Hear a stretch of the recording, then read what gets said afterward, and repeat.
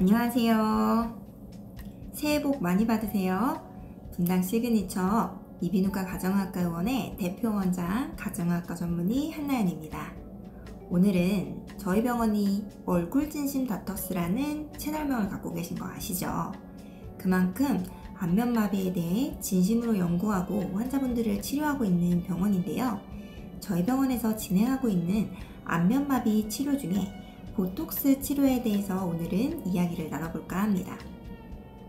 보톡스 치료에 대해서 들어보신 분들은 많을 텐데 안면마비에 대해 사용하는 거는 처음 들어보시는 분들도 계실 것 같아요.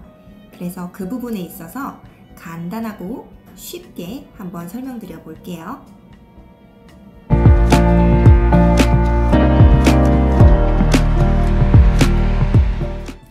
보톡스가 무엇인지부터 이야기를 나눠볼게요.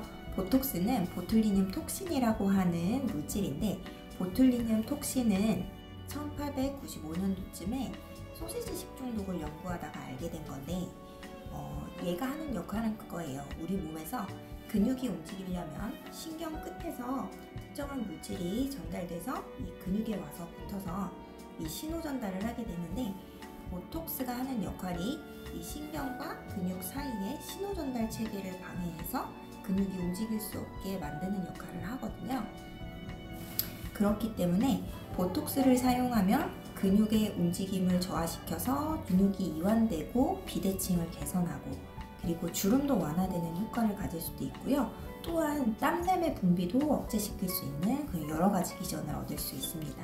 안면마비에서는 근육을 이완시키고, 그리고 또 비대칭을 교정하고, 불필요한 근육의 움직임을 만드는 그 신경 말단의 신경의 전달 체계를 방해해서 연합 운동을 개선시키는 그런 목적을 가지고 보톡스를 사용하게 되는 거죠.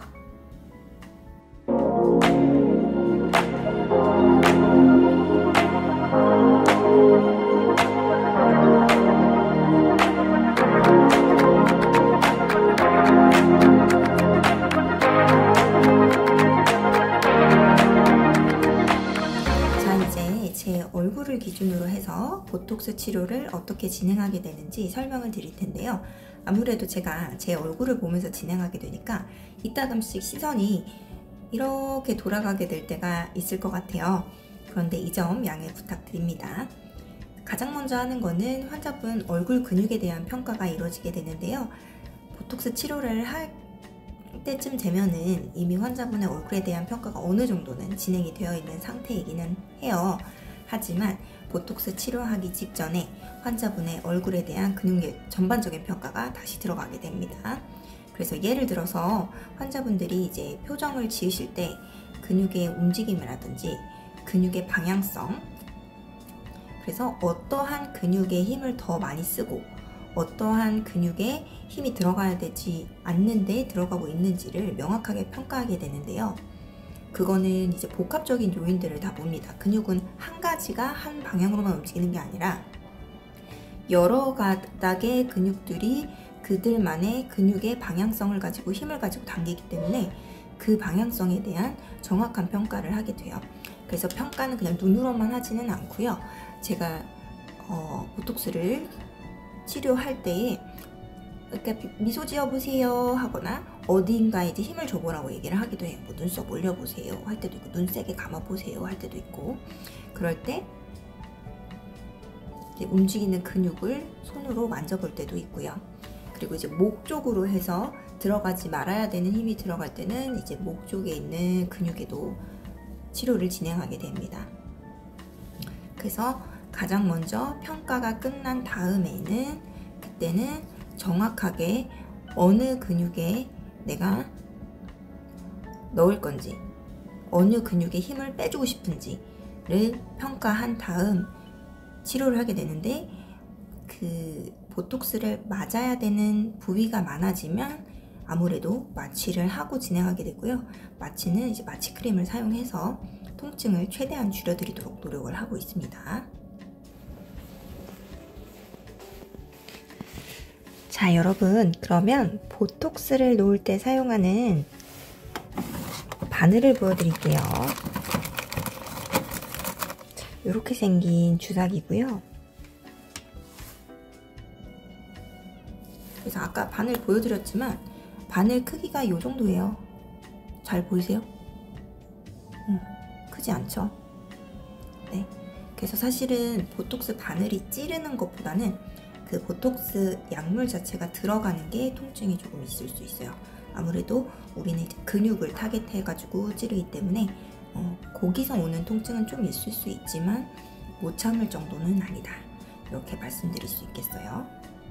자, 그러면 이제 몇 군데나 찔러요 이렇게 말씀해 주시는 분들도 있는데 그 숫자는 정해져 있는 게 없습니다.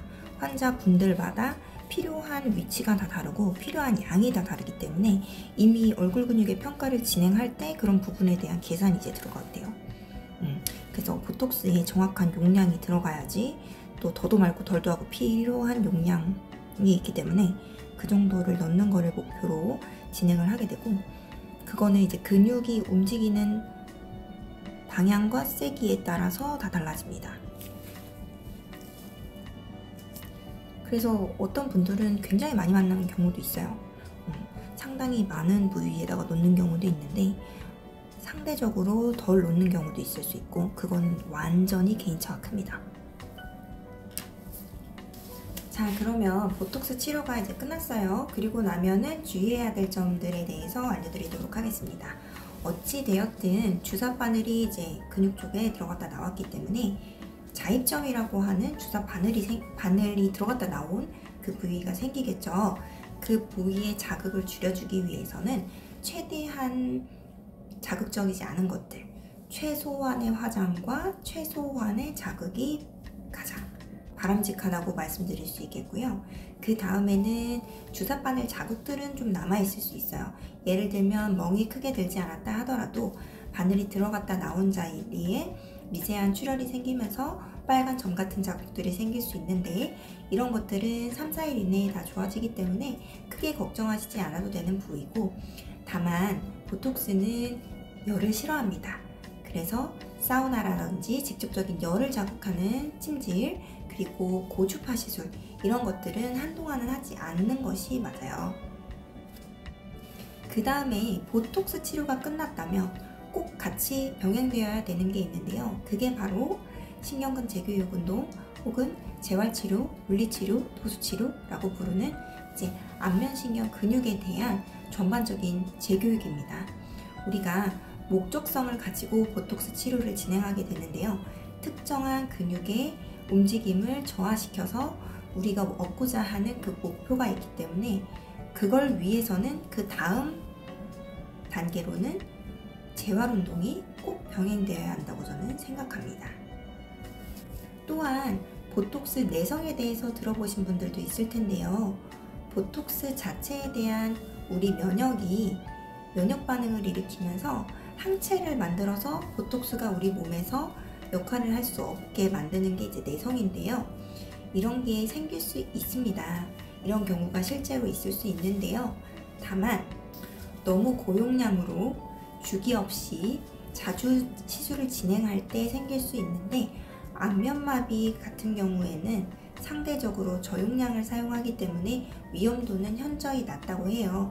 하지만 개개인의 면역 반응에 따라서는 충분히 생길 수 있는 문제고, 그렇기 때문에 혹여나 면역 반응이 생겼을 때는 6개월에서 1년 동안은 시술을 쉰다거나 아니면 조금은 더 순수한 톡신 형태의 제품으로 바꿔본다든지 하는 조치를 취해볼 수 있으니, 혹여나 그런 부작용이 생겼을 때는 담당 의사와 상의해서 방향성을 찾아나가는 것을 추천드리도록 하겠습니다.